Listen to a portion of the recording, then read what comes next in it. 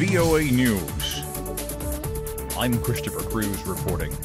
At least 3 people have died in an explosion near a compound in the Hawlwadag district of the Somali capital Mogadishu. It happened Sunday morning. The compound was the headquarters of the district and was in the center of the city. The suspected suicide car bomb destroyed much of the structure, and buildings nearby have collapsed.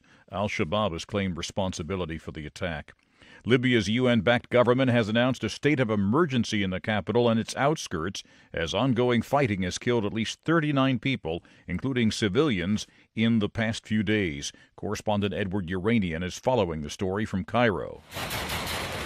Militia fighters from several warring brigades fired multiple rounds of ammunition into the air around the Yarmouk military camp, scene of bitter fighting in recent days. Control of the camp changed hands several times during the week, and fighters from the so-called Seventh Brigade, based in Tarhouna, currently hold it. Amateur photographs posted on Twitter show buildings, including a hospital and a hotel, that were hit by rocket fire during the past 24 hours. Arab media claims that about 40 people have been killed in a week of fighting. The United States, along with 4 European governments, are urging the warring militias to observe the latest ceasefire. Edward Yeranian for VOA News, Cairo. And this late report, about 400 prisoners escaped from a jail in Libya's capital on Sunday. During the fighting, the inmates forced open the doors of the Ain Zara prison, and guards were unable to stop them. The prison is in southern Tripoli, an area hit for the past week by heavy fighting between the rival groups. Separately, a report that a missile fell on Sunday on the Al-Falah camp for displaced Tawerga people, killing 2 and wounding 7, including 2 children. This is VOA News. 11 Iraqi political groups, including those led by the cleric Muqtada al-Sadr and Prime Minister Haider al-Abadi, announced an alliance on Sunday that would be the majority bloc in the newly elected parliament. The alliance includes 177 lawmakers. There are 329 seats in Iraq's parliament. It's set to meet for the first time on Monday, when it will elect a new speaker and launch the process of forming a government.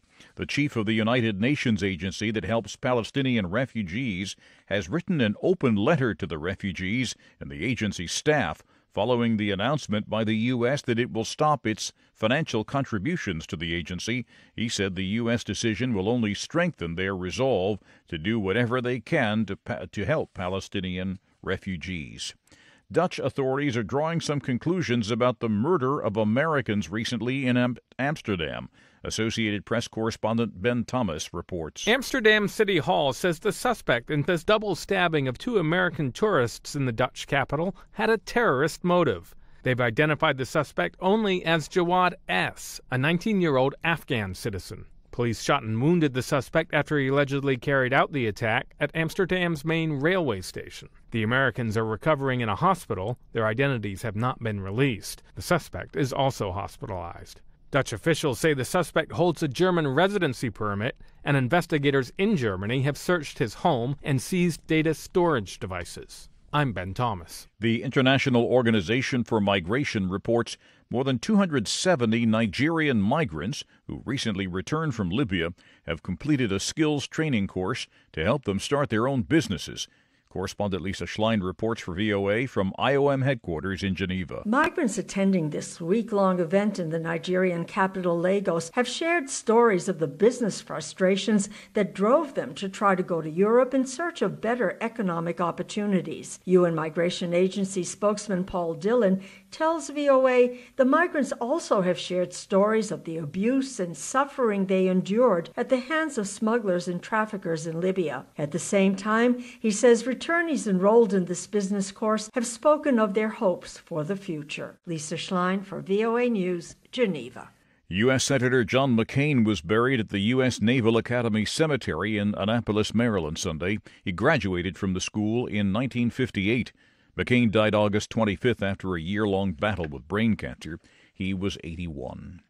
You can find more on these and other late-breaking and developing stories from around the world, around the clock, at voanews.com and on the VOA News mobile app. I'm Christopher Cruz, VOA News.